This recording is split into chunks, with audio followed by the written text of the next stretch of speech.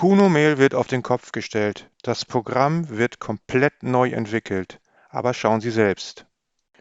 Zunächst einmal können Sie sehen, dass die Oberfläche sich komplett verändert hat.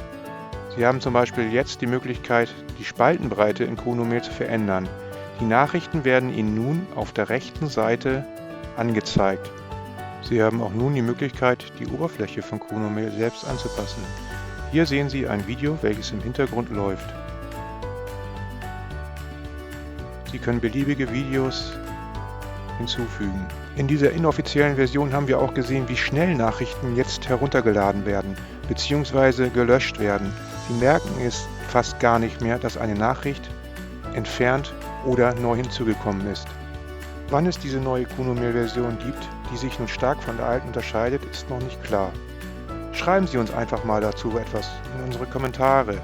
Und wenn Ihnen das Video gefallen hat, freuen wir uns über einen Daumen nach oben.